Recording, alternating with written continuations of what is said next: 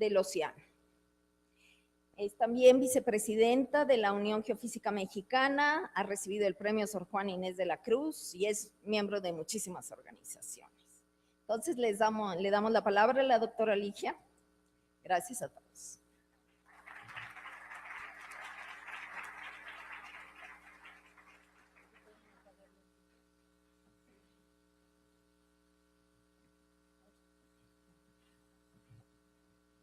Bueno, muy buenos días a todos. Les agradezco su asistencia. Para iniciar, quiero agradecer a la Academia Mexicana de Ciencias y al comité organizador de este evento, muy en particular a la generosa invitación de la doctora Susana Alanís, que me permite hoy compartir con ustedes esta charla. Y sin más preámbulo, lo que quisiera compartir con ustedes es un video que hemos realizado, un manojo de personas de diferentes disciplinas con el afán de dar a conocer este tema tan intenso, tan emocionante y que da para mucho en la ciencia, que es la quinta gran extinción y el cráter de Chicxulub, que es sobre lo que versa, de lo que les voy a hablar en estos 35-40 minutos siguientes. Entonces, a manera de introducción, por favor, espero que este video sea lo suficientemente introductorio.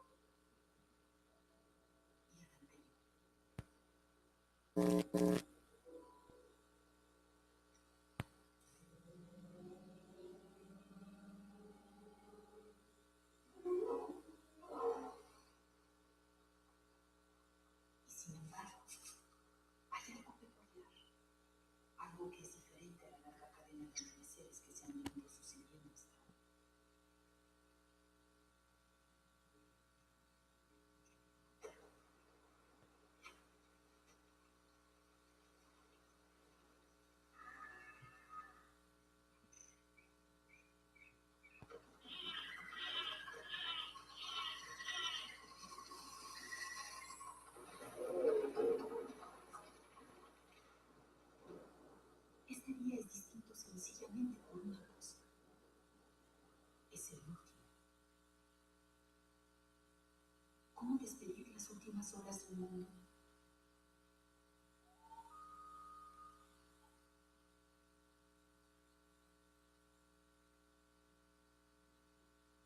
Desde la antigüedad, el ver objetos inesperados atravesar el espejo celeste nos ha sembrado de preguntas, asombro y miedo. Preguntas sobre la vida, nuestro destino y nuestros límites. Para algunas culturas, las estrellas fugaces representan almas perdidas o ángeles caídos y conceden deseos. La cauda luminosa de un cometa vaticina para otros el fin del mundo, la peste, la guerra. Entre todas estas luces que ha visto pasar nuestro cielo, en este día hace alrededor de 65 millones de años, una inmensa mole de 10 kilómetros de diámetro atraviesa el espacio a una velocidad de vértigo. Y no será otra simple luz que destelle y se apague en el telón oscuro del firmamento. Desde su nacimiento, su órbita ha hilvanado un complejo tejido de trayectorias, algunas de las cuales quizás rozaron más de una vez la de la Tierra. Pero nuestro planeta es un blanco muy pequeño y muy difícil de acertar. Difícil, pero no imposible. Hoy, hace aproximadamente 65 millones de años, en el punto de intersección de la trayectoria de ese gran asteroide, se halla la Tierra. Una vez que ésta lo atrape en su campo gravitacional, ya no habrá manera de que su curso se desvíe. En menos de lo que nos toma pronunciar esta frase, la Tierra sufrirá un daño cataclísmico.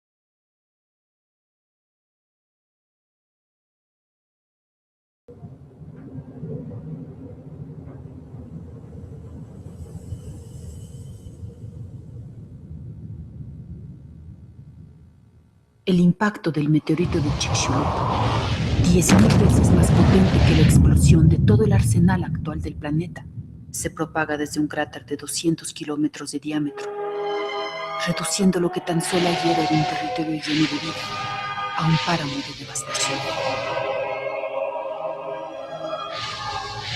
El aire plagado de desechos.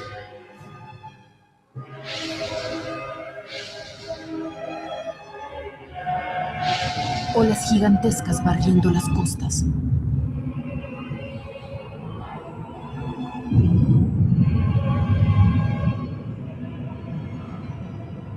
Bosques reducidos a cenizas. Finalmente, tras la catástrofe, algo parece volver. Pero es ahora, y solo ahora, que los jinetes del apocalipsis se abalanzan lenta pero contundentemente sobre el planeta. El jinete. La oscuridad. El segundo jinete. El frío atroz. El tercer jinete. Temperaturas infernales. El cuarto y último jinete. La lluvia y el mar envenenados.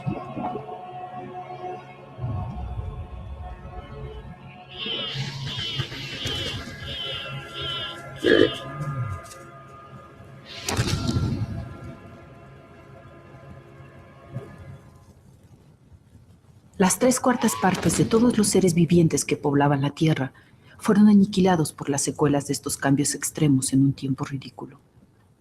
De ese mundo pletórico y diverso, solo nos quedarán las reconstrucciones de museos y películas.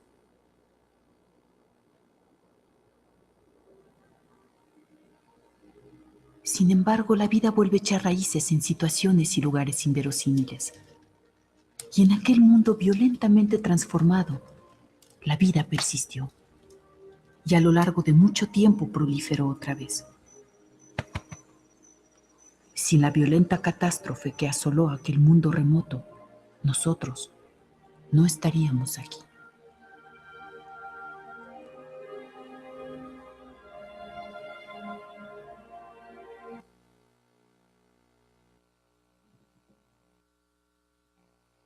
Bueno, ya que estamos aquí debido a esta violenta catástrofe, ya que estamos situados en el tiempo geológico, en realmente un momento de este tiempo geológico hace 65.5 millones de años, que está marcando aquí la frontera entre un periodo conocido como el Cretácico y el Paleógeno, que es importante recalcar que la mayoría de estos subdivisiones de la tabla del tiempo geológico están dadas por eventos de extinciones masivas o básicamente colapsos en la biodiversidad. Lo que sabemos de las extinciones es que alrededor de entre 5 y 15 mil millones de especies se han extinguido en algún momento o en otro de la Tierra. Solo 1 de cada 1000 especies aún está viva, es decir, más del 99% se han extinguido. La extinción realmente es un proceso natural que ha ocurrido a través de toda la evolución del planeta en los últimos 4.560 millones de años, y que cada una de las especies en algún momento se extinguirá. O sea, nosotros como especie humana no estamos exentos de extinguirnos, a veces nosotros creo que estamos acelerando este proceso. Una de las extinciones masivas, ¿y por qué se llaman masivas? Es porque se llevan o arrasan con más del 50% de la biodiversidad en el planeta en el momento que ocurren, es la del Paleoceno-Eoceno. En esta tabla nosotros podemos ver las 5 grandes extinciones, de las cuales en pláticas previas ya les han hablado, sobre todo la del Permo-Triásico, que fue terrible porque extinguió a más del 90% de la biota que existía en el planeta, y la última grande es la del Paleoceno-Eoceno. Curiosamente también esta extinción es la más taquillera. Aquí lo podemos ver, sí, a pesar de que la del Pérmico, finales del Pérmico, fue la más grande, de donde se tienen mayores evidencias es precisamente de esta última, la más joven, hace 65 millones de años, y tiene una firma de carácter global alrededor de todo el mundo, que es una fina capa de arcilla, como lo vamos a ver más adelante. ¿Y por qué es tan llamativa esta extinción? Y lo vamos a ver básicamente hasta con los niños. Es muy familiar esta extinción porque se trata de la extinción de los grandes reptiles, de los dinosaurios. Durante todo el Mesozoico, que es la época que es conocida como la vida media en toda la evolución de la vida en el planeta, desde hacía 240 millones de años, este grupo de reptiles, de grandes reptiles, habían dominado la parte continental de la Tierra. Entonces, estos organismos alcanzaron grandes tallas. Lo que yo quiero representar aquí, básicamente, era la masa corporal que llegaron a tener por ejemplo, esta especie que es muy conocida porque la hizo muy famosa Steven Spielberg en la película de Jurassic Park, que es el tiranosaurio Rex, que curiosamente fue ahí pecata minuta de Spielberg. Si volvemos a esta transparencia, lo que vemos es que el tiranosaurio no es del Jurásico, sino es del Cretácico, pecata minuta. Ok, este tipo de dinosaurios, de grandes reptiles, se extinguen, y en todas partes del mundo, hasta en los polos, se tienen grandes registros de esta extinción. Esta es tan solo una muestra, esta es una imagen de un sitio en China, donde ustedes pueden observar la cantidad de fósiles que hay. También había muchos fósiles chinos. No solamente ahora hay muchos chinos, sino también había muchos dinosaurios chinos. Otra de las cosas, cuando vemos en el registro esta manera de caricatura, pero es totalmente cierto, cuando vemos la línea esta del límite que va hacia el Paleógeno, vemos todos el grupo, todas las familias pertenecientes a estos grandes dinosaurios que no lograron traspasar la frontera hacia el Paleógeno, hacia la vida que se conoce como la vida actual, es el Cenozoico. Ahí empezaron una serie de teorías, de las cuales, bueno, todavía de por qué la extinción de los dinosaurios. Esto, bueno, fueron las primeras especulaciones.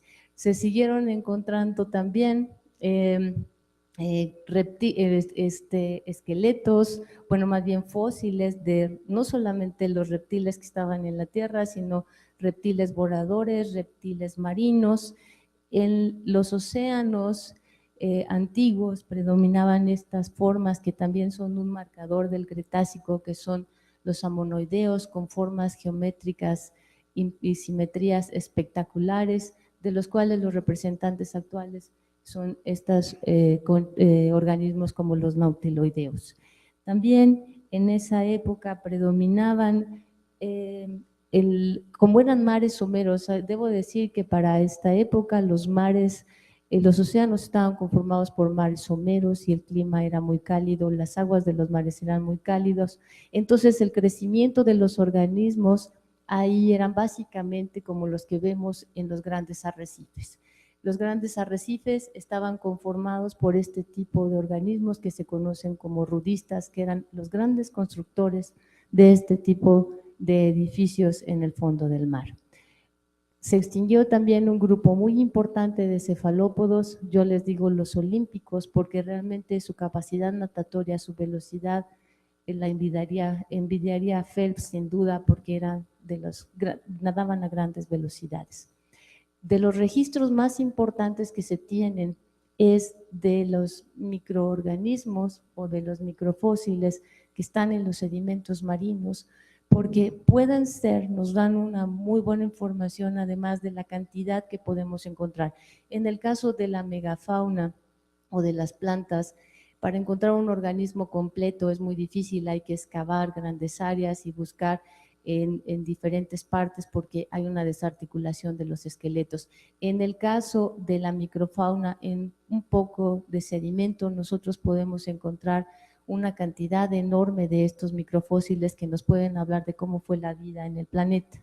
Lo que se puede observar en el caso de estos protozoarios que tienen un esqueletito de carbonato de calcio es que básicamente para la frontera del KT, lo que observamos es precisamente que después de esta capa verde, que es una capa de arcilla, la biodiversidad disminuyó, la diversidad de los organismos disminuyó, también la riqueza de los organismos en donde las formas del paleógeno fueron menos diversas y eran menos los organismos. En esta transparencia lo que traté fue de hacer una integración, o se hace una integración de un trabajo de Science que se publicó recientemente en 2014, en donde lo que quieren evidenciar básicamente es en esta línea que es el cruce del Cretácico con el Paleógeno, cómo fue un colapso tanto en la fauna como en la flora, evidenciada obviamente por registros fósiles de animales, de protozoarios, también de las plantas, en particular de los registros que existen de polen en las cuencas sedimentarias, tanto marinas como lacustres, y también nos da información acerca de cómo indicadores como isótopos, el delta de carbono 13 o indicadores mineralógicos calcita, nos están sirviendo como paleoindicadores de cómo fue la productividad en los océanos, y lo que podemos observar es precisamente que fue un colapso marcado durante este evento. En esta caricatura lo que quiero representar básicamente son en los colores que no están iluminados, son todos los organismos que se fueron durante la gran extinción, y en verde los organismos que pudieron pasar hacia el Cenozoico. El hecho de que se extinguieran estos grandes reptiles en la parte continental permitió que los ecosistemas terrestres quedaran vacíos, y entonces que organismos oportunistas o de pequeñas tallas pudieran ocupar estos espacios. De ahí en esta época ya existían los mamíferos, pero el hecho de que se desocuparan los nichos de los grandes reptiles es como decir que de repente todo Tlatelolco quedara vacío. Bueno, abrió el camino para que se devolucionaran los mamíferos. De ahí otra vez empiezan a hacer una serie de teorías, continúan las hipótesis, bueno, tenemos esta gran biodiversidad, pero ¿qué fue? ¿Cuál es la causa de que nosotros tengamos esta extinción? Y como siempre hay algún amargadillo, ¿verdad? Esto lo vemos en las comunidades también actuales. Lo que sí es cierto es que si nosotros lo vemos como un escenario de teatro, en el Cretácico, los actores principales eran los reptiles, y después de este evento catastrófico, los actores que vienen a sustituir a los reptiles son precisamente los mamíferos, ¿sí? Entonces, es un cambio de actores. Simplemente lo que se ve también, por ejemplo, es que los actores que pasan son estos pequeños mamíferos. Los mamíferos que pasan eran de pequeñas tallas. Estamos aquí en 65 millones de años y lo que se ve tan solo 10 millones de años después, tan solo que estamos hablando de tiempo geológico, es que el aumento en estos mamíferos se dio de esta forma, ¿sí? Entonces, aquí vemos que los mamíferos de gran talla, tanto herbívoros como carnívoros, también tenían una masa corporal mayúscula. Esta tendencia no ha seguido, como podemos vernos aquí, ¿verdad? Pues esto sería una imagen de lo que es el paleógeno, de los organismos que sobrevivieron, entre ellos están también algunas plantas, etcétera, y los grupos que se pueden llamar exitosos como los cocodrilos, los grupos de las lagartijas, los lagartos, las tortugas, algún grupo particular, un linaje de las aves que venía del linaje de los dinosaurios. Las primeras plantas que colonizaron fueron precisamente los helechos. Entonces, varios de los órdenes de los mamíferos que existieron en el Mesozoico se diversificaron durante el Paleoceno y el Eoceno, y básicamente fueron los placentarios. Ok, entonces esta diversificación y este tipo de evento que ocurrió hace tantísimo tiempo, sin embargo, ha impactado nuestra vida cotidiana y lo vemos regularmente cuando desayunamos o los niños que están buscando alguna evidencia de algún fósil o un monstruo prehistórico. Si este evento no hubiera sucedido, como dice el video, la idea que nosotros tratamos de decir de que no estaríamos aquí, es precisamente porque permitió la evolución de los mamíferos. Si no, bueno, tal vez el escenario que tendríamos en el desayuno sería una cosa de este tipo, ¿no? Bueno, ya sabiendo que tenemos, bueno, que hubo este evento, que hubo una extinción masiva, que se fueron el 75% de la biodiversidad, que tenemos registros fósiles en diferentes partes del mundo. La pregunta obligada, bueno, ¿qué fue lo que lo causó? Hay diferentes hipótesis o se fueron creando diferentes hipótesis de qué pudo haber causado esta extinción masiva, desde la explosión de una supernova, el impacto del asteroide, el vulcanismo. Por el tiempo voy a hablar principalmente de la hipótesis o de la teoría que ha sido más aceptada, que es la del impacto del asteroide, pero con mucho gusto, si quieren, si da tiempo, puedo comentar acerca de las otras hipótesis que se han planteado.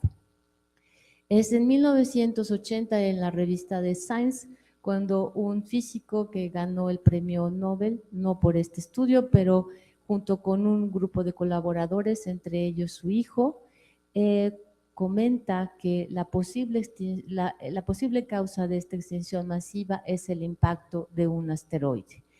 Esto lo hace debido a que este es Walter Álvarez y este es Luis Álvarez y este es su hijo Walter Álvarez. Todo viene como un regalo de Navidad. Walter le regala este pedacito de roca a su papá como un pisapapeles y resulta que es un pedacito de roca que contiene parte del Cretácico con una capa de arcillas y luego un pedacito de lo que es el Paleógeno. Este pisapapeles es básicamente un fragmento de una roca que está en Gubbio, en Italia, y que desde tiempo atrás paleontólogos como Premoli Silva, una paleontóloga muy destacada, había notado un cambio en los microfósiles que caracterizaban el Cretácico, y después notaba la gran extinción y luego una recolonización con microfósiles con distintas características. Desde el punto de vista ya de megafauna, lo que podemos ver es que Este intervalo representaba básicamente la evolución o la ocupación en la Tierra por estos grandes reptiles, la extinción y después el paso a los mamíferos. Ellos lo que hicieron es ver en esta capita que estaba entre la capa caracterizada del Cretácico con la capa del Paleógeno, que contenía la canija capita, y resulta que si la teoría era cierta, debería tener iridio, porque el iridio es un elemento que es muy poco común en la Tierra y que es característico de los asteroides. La sorpresa es que no encontraron poquito, encontraron muchísimo, y es este pico. En los sedimentos marinos posteriormente se hizo un análisis de cómo estaban conformados, y lo que nosotros vemos es esta secuencia de sedimentos marinos en donde se observaron en esta capa clara estos restos de microfósiles que colonizaban lo que era el Paleógeno. Después viene el momento del impacto y luego todo este sedimento que estaba caracterizado por unas pequeñas esferulitas que se llaman tectitas, que son vidrios básicamente que se formaron durante el impacto, y material transformado que le llaman los cuarzos de choque. Posteriormente se veía una capa que había sido totalmente alterada debido probablemente a los grandes incendios provocados por el impacto, y luego una capa que es conocida como la capa de los océanos vacíos. No hay una evidencia fósil, pareciera como que si los océanos hubieran quedado pues vacíos, y posteriormente viene la recuperación con la colonización o el repoblamiento con otras formas de microfósiles. Entonces, hasta aquí las evidencias que se tenían era la capa de arcilla muy fina. Como vamos a ver más adelante, esta capa de arcilla está distribuida a lo largo de todo el planeta, está caracterizada por altos niveles de iridio y también por que se encuentran cuarzos de choque y tectitas. Entonces, cuando se compara con los registros bióticos y los registros mineralógicos, lo que vemos es que a través de dataciones y ahora cada vez más precisas, esta capa de iridio corresponde precisamente a la gran extinción masiva. Entonces, hasta aquí ya sabíamos de la extinción masiva que había sido causada por un asteroide, y entonces lo lógico era saber, bueno, ¿en dónde cayó? ¿Dónde cayó? Y empezaron entonces a buscarlos. Algunos dieron palos de ciegos, otros fueron más acertados, porque la idea es que, bueno, esta es una configuración de cómo estaban los continentes a finales del Cretácico. Nótese, por ejemplo, la península de Yucatán estaba totalmente sumergida, era un mar cálido de aproximadamente 100-150 metros de profundidad. La teoría es que esto tenía que haber producido un cráter de por lo menos 150 kilómetros. ¿Dónde estaba el cráter? Afortunadamente, el grupo de petróleos mexicanos desde los años 50 se estaban explorando esta parte de Yucatán, haciendo varias perforaciones, buscando aceite y petróleo, pero fue en los 80s cuando un gerente de exploración, el maestro Antonio Camargo Sanoguera, yucateco, curiosamente, orgullosamente yucateco, contrata a una compañía en Houston, en donde el consultor es Glenn Penfield, y descubren a través de estudios de geofísica indirecta que el cráter estaba en Yucatán. Entonces, ¿cómo lo visualizaron? Porque es un cráter que está enterrado. A través de gradientes de gravimetría pudieron ver cuál es la firma del cráter. Este cráter está la mitad en el continente y la mitad está actualmente en el agua.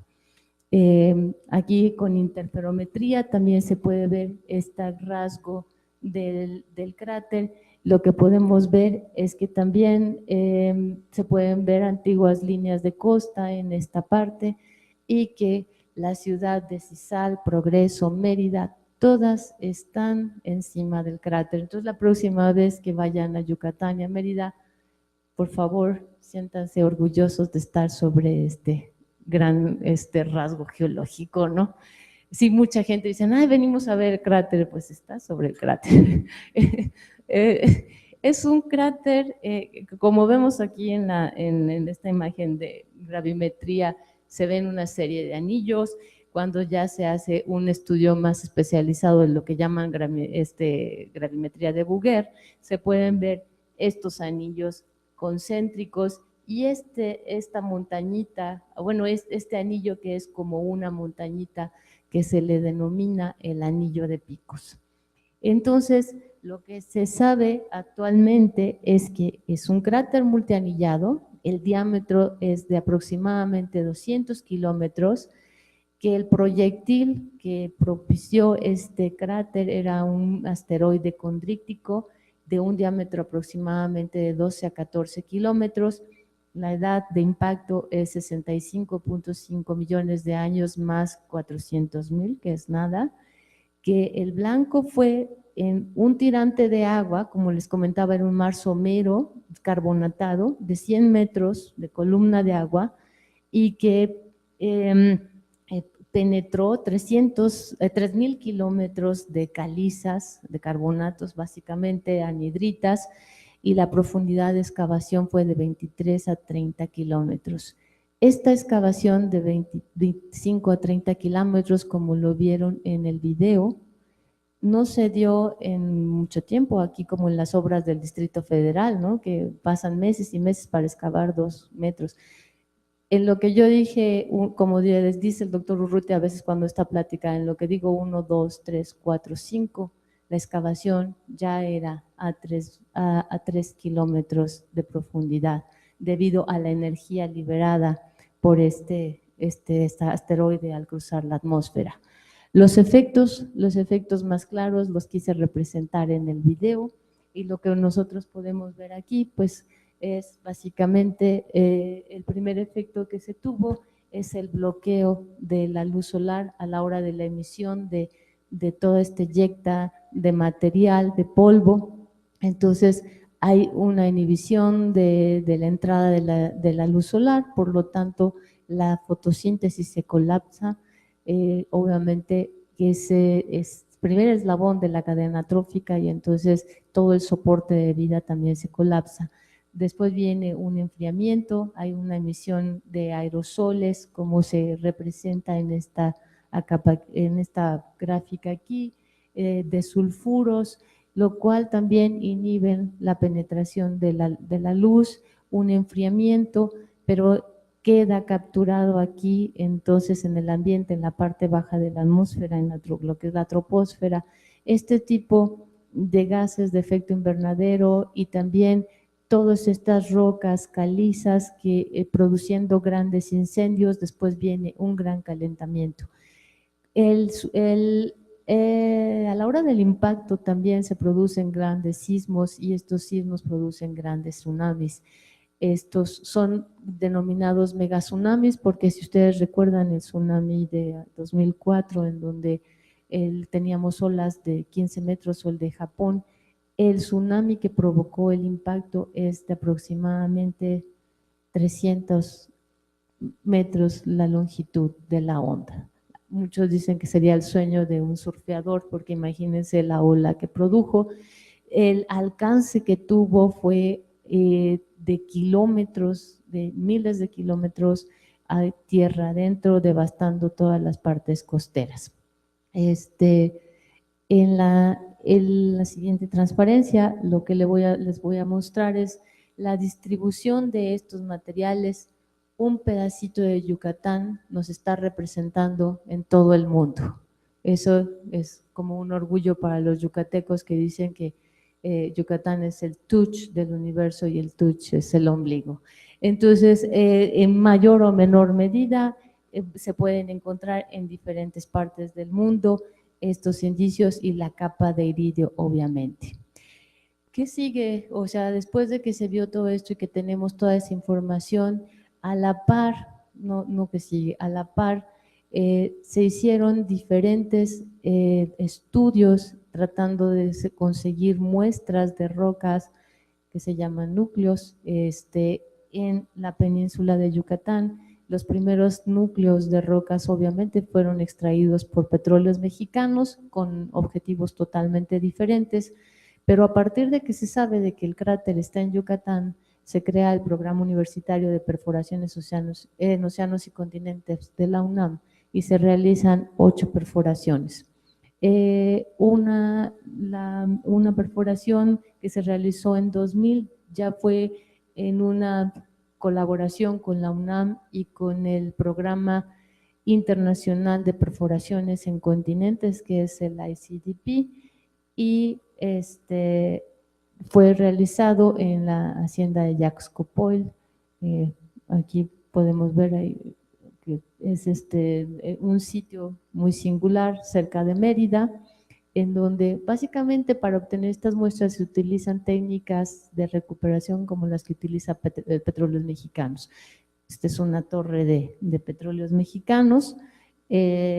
Hasta en la actualidad, con todas estas 9 perforaciones en la parte continental, que son este tipo de rocas, se han extraído alrededor de 6,5 kilómetros de muestras, las cuales sido estudiadas por diferentes investigadores, desde geofísicos, geoquímicos, paleontólogos, micropaleontólogos, químicos, biólogos moleculares, genetistas, etcétera, etcétera. Y tenemos entonces esta imagen con diferentes objetivos. Recientemente, en abril y mayo, se hizo una exploración en la parte marina del cráter. Esta fue muy llamativa debido a que ha sido la primera, no la última, espero, que se hace en el cráter en la región marina. La localización del sitio de muestreo fue aquí, en un tirante de agua muy bajito, muy somero, de 19 metros únicamente, en donde lo que nosotros queríamos perforar, el objetivo es perforar precisamente lo que se conoce como el anillo de picos, que es una de las grandes incógnitas de cómo se formó. Esta configuración del Chicxulub, que es multianillada, no solamente se ve en el Chicxulub, se ve en otros planetas, como en otros planetas y cuerpos celestes como la Luna, en donde también tienen este rasgo que es multianillado. Entonces, saber cómo se forman este anillo de picos, pues era una de las cuestiones principales de este proyecto, en donde participamos 33 investigadores de 11 países diferentes. Para esto, entonces, lo que hicimos fue ir a una plataforma. Como siempre, es una plataforma de trabajo típica petrolera. Lo único que la distingue es que tenemos laboratorios a bordo y no podemos estar todos por los espacios. El equipo, la tubería requerida para hacer la perforación, las estructuras ocupan la mayor parte de este espacio, que es de alrededor de 2,000 metros cuadrados, perdón. Entonces, de los 33 solamente subimos un manojillo de personas a trabajar a bordo. En total fuimos 2 grupos, el primero estuvimos 35 días y el siguiente grupo 20 días, y todos somos de diferentes disciplinas: micropaleontólogos, geofísicos, biólogos moleculares, genetistas, la gente que está dedicada a modelado de cuencas, a hacer modelos relacionados con qué pasa en el sistema solar. Entonces, la idea era perforar en donde está la parte marina del cráter, en el anillo de picos, logramos perforar 1,400 metros, en donde el registro fue extraordinario, fue espectacular, continuo. Aquí después empezamos a recobrar las muestras a partir de 500 metros. Los primeros 500 metros no eran del interés científico y además también por tiempo. Entonces empezamos de 500 a 1500 metros, tenemos muestras en las cuales van a ser estudiadas para resolver 3 principales preguntas. La primera, como les dije, es esta parte de conocer cómo es la formación del anillo de picos y extrapolarla a la parte planetaria. La segunda es una que tiene que ver con estas cuestiones de extinciones masivas. Ok, ocurre una extinción masiva, pero ¿cómo se recupera la vida? ¿Cuánto tiempo tarda en recuperarse la vida? Y se recuperan algunos grupos o hay un gran aumento en la biodiversidad, etcétera. Ahora esto se va a ver no solamente con los hallazgos de microfósiles, sino con técnicas también de genética. Y la otra cosa es ver en estas rocas que están a una profundidad de 1000 metros, cómo hay microorganismos, cómo hay una biomasa muy característica que se ha adaptado a este tipo de sistemas, porque no comenté, pero a la hora del impacto produce sistemas hidrotermales donde estos poros entre las rocas tienen infiltración de diferentes minerales y puede permitir la vida de organismos que estén adaptados a estas características. Entonces, con base en estudios de genética, principalmente de RNA, se van a poder ver cómo es la adaptación de estos organismos. Esos fueron los 3 principales objetivos del proyecto que esperamos en breve tengamos a la luz los resultados. Para terminar, quisiera comentar el por qué el cráter de Chicxulub es único, porque es de los más importantes en el registro geológico, y es precisamente porque es la única estructura de impacto terrestre que se conoce que se ha vinculado directamente con un evento de extinción masiva. Si bien las otras extinciones que han ocurrido durante el Fanerozoico, algunas explican que puede ser debido a un impacto, no tienen la prueba como es el cráter en este caso de impacto.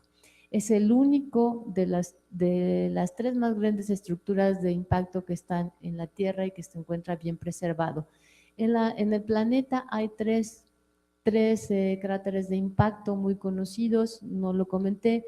Uno está en África, en el sur de África, el otro está en Canadá, ese es Bredeford en África, el Salisbury en Canadá y el Chicxulub. Los primeros son muy antiguos, el Salisbury es de 2.000 millones de años y el Chicxulub, bueno, tan solo es 65.5 millones de años, pero debido a que está cubierto por el material de eyecta que regresó después del impacto, se mantuvo, está bien preservado y por eso se puede estudiar.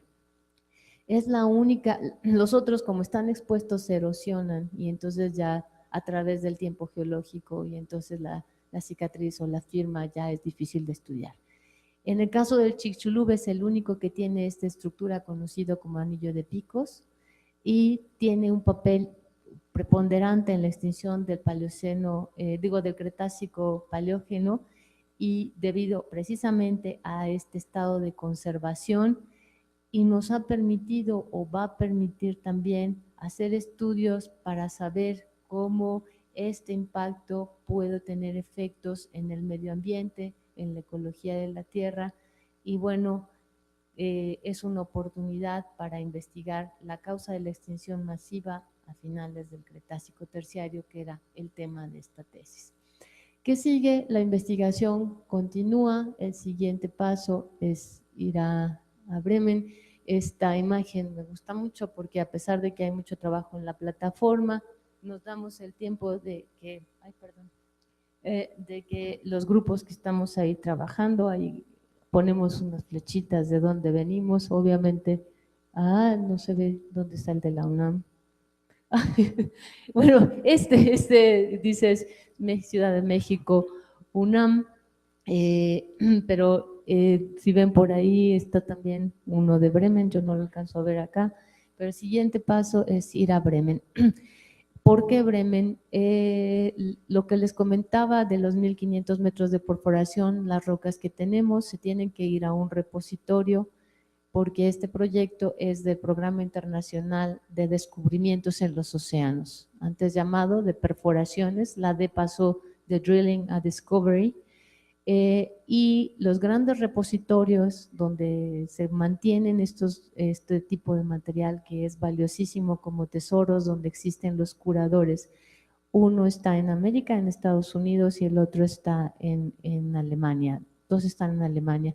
Entonces las muestras, que son alrededor de 6 toneladas, ya fueron transportadas para allá para su estudio, y en septiembre y octubre los 33 científicos que participamos en este proyecto vamos a ir a dividirnos los pedacitos que podamos tomar de los diferentes intervalos para realizar los diferentes estudios. Y bueno, pues les agradezco su atención. Si tienen alguna pregunta, aquí tenemos 7 minutos todavía. Gracias.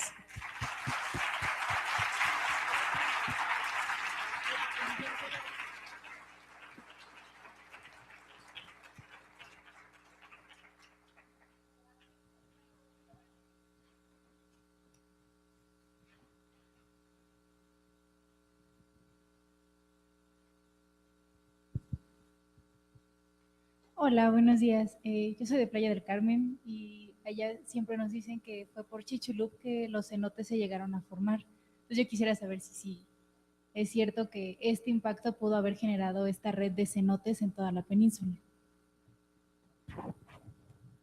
Sí, debido a la conformación, debido al impacto, cuando uno viene volando, hay un libro muy bonito donde realmente relata que cuando uno viene llegando a Yucatán en el avión, lo que ve es como una serie de monedas que están lampareando, por decirlo de alguna forma, y están describiendo un semicírculo, y que este semicírculo son básicamente los cenotes.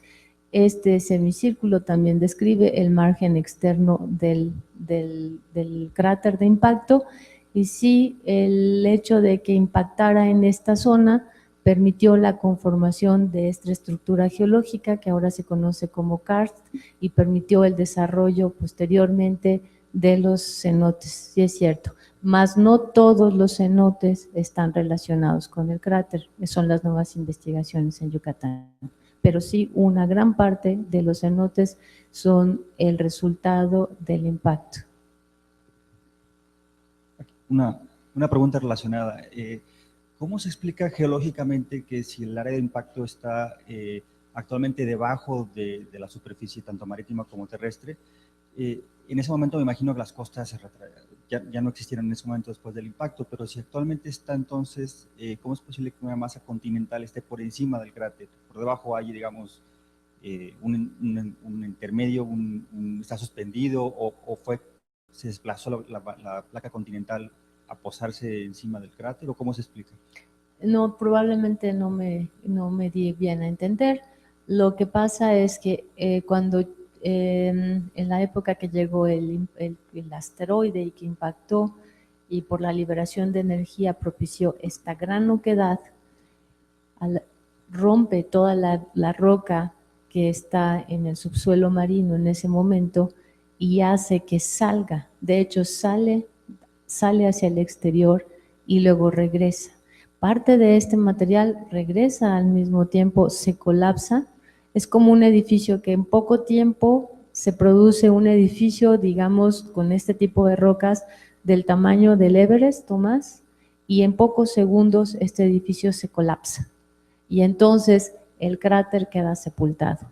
No es una cuestión de tectónica o de que después vino otra capa, simplemente es todo el material que inicialmente se eyectó, o sea, es la eyecta, es lo que le conocen como la eyecta, que es la señal, por eso digo de los pedacitos de Yucatán que hay en todo el mundo, porque es material de lo que es la plataforma continental, las calizas de Yucatán, se colapsa y entonces cubre el cráter. Eso era ese un inconveniente para visualizarlo rápidamente, como sería el cráter de Bradford o de Salisbury, pero eso permitió también que se preservara, que no se erosionara después del tiempo geológico. ¿Sí? ¿Quedó claro? Doctora, una pregunta. En relación a lo del cráter, mencionaba una serie de picos, que es creo que como el tema ahorita a investigar. Estaba viendo la imagen. ¿Esto se relaciona con los bajos de sisal? ¿Sería el arrecife Alacranes algo relacionado con el impacto o es completamente otro? No se relaciona con los bajos de sisal. Sí, este tipo de morfología o de topografía se ve aquí más de 1 kilómetro abajo. No se relaciona con esta cicatriz o con esta estructura que tiene que ver ahora con el desarrollo de ahí enfrente de las costas de Progreso o de Sisal. No. Ok, gracias. Sobre la reconstrucción que mostraste, bueno, muchas gracias primero por tu excelente plática. Gracias. La reconstrucción que mostraste del impacto, ¿sí? Donde se ve esta corona de picos y cosas. ¿Nos puedes decir cuál fue el sentido de llegada, la dirección de llegada del meteoro? Un poquito se puede aprender de ahí la dinámica. ¿En qué dirección llegó? Y un poco explicar por qué, si existe esta dirección, produjo, digamos, ¿cómo lo podríamos llamar? Una salpicadura que explique un poco la posición en el resto del mundo de estas cosas. ¿No lo puedes explicar? ¿O no se sabe? No, sí se sabe. De hecho, uno de los principales, como les comenté, dentro del grupo trabajan una serie de modeladores en donde tratan de imitar, bueno, cómo eran las diferentes densidades y saber entonces, de acuerdo a la firma que sí tiene de rocas, de las anomalías gravimétricas, porque si se ven es como una Y, no es la Y de Yucatán, ¿no? Sino básicamente es precisamente porque infieren que el bólido probablemente pudiera venir de la parte noroeste, ¿sí? Pero esto se está probando, o sea, precisamente con esta idea de seguir perforando, es ver cómo están las señales a lo largo del anillo de picos y tratan de ver cómo fue, de dónde pudo venir el bólido, cuál era la dirección que tenía el bólido. Este tipo de estudios de ver cómo se distribuye la eyecta también pueden dar información de la dirección del bólido, como dicen, hacia dónde salpicó más. Por ejemplo, los registros de tsunami están más hacia las costas en Campeche, en Cuba, hay una gran cantidad de registros de tsunami, pero también en la parte norte de Estados Unidos, hasta Brazos, hasta Texas, tienen este tipo de depósitos de tsunami. Entonces, ¿cómo podría venir el bólido? De tal forma que impulsó o que propició estas ondas, este movimiento de agua y esta trayectoria del eyecta. Sí, pues sí hay más información al respecto. Sí.